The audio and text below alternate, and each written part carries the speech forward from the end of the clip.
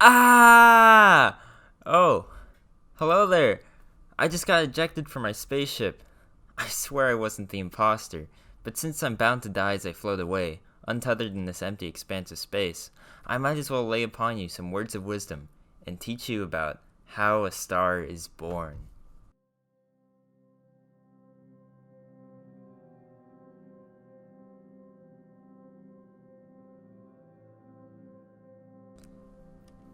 A star starts off as a stellar nebula. What's a nebula?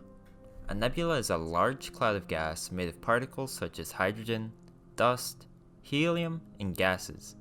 They are often the remains of a dying star, one very like our own Sun.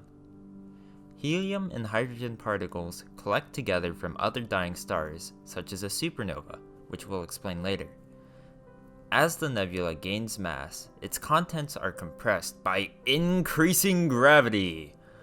The nebula continues to collect mass and compress, creating a core for a newborn star or a protostar. The creation of a new star often means that a cavity will be left in the nebula, as the materials floating around are essentially eaten up. A star at this stage is called a protostar, which is an incredibly hot clump of gases that is able to reach extreme temperatures. These temperatures range from 2000 Kelvin to 3000 Kelvin. To put this in perspective, this range is around 10 times the temperature water boils at, and water often boils at 373.1 Kelvin. Protostars are able to create infrared and microwave radiation at these temperatures, causing them to take on a dull red color. The gas surrounding the protostar blocks visible light from penetrating. It's why new stars can only be seen in the infrared. Here is a photo of the pillars of creation in infrared versus what they look like normally. As you can probably tell, a lot more stars are visible. Protostars aren't often alone either. Stars, like humans, are social. You can see that the stars and the pillars of creation seem close together. Most stars are formed in clusters. Young stars are not isolated. Stars are often close neighbors to each other, with the close part being light years away. After the protostar stage, a young star enters T Tauri and creates large winds. These winds cause the gas surrounding it to be pushed away or ejected. Because it is no longer blocked by dust and gas, the newborn star makes its first appearance to those on the outside. After the T Tauri stage, a star will spend 90% of its lifespan as either an average star or a massive star. Which one it becomes depends greatly on the amount of material available during the nebula and protostar stages. This is currently the stage that our star, the Sun, is in. It is usually referred to as a main sequence star. These stars are those that change hydrogen into helium through nuclear fusion, and will eventually run out of the hydrogen it burns through within its core. Massive stars are much larger than average stars and contain a much higher concentration of material. There are also some smaller, redder stars that phase out over time and follow a similar lifespan to the average star. Both stars will eventually turn into forms of red giants, which is the phase a star is in its last legs of life.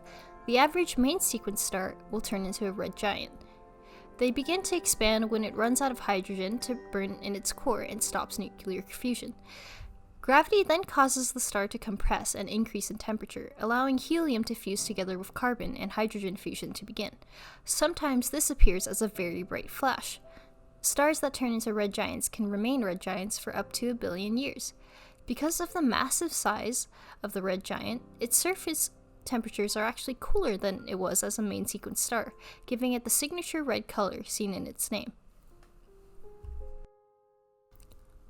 When the helium in a normal red giant begins to run out, the star's fusion stops again and the star itself shrinks.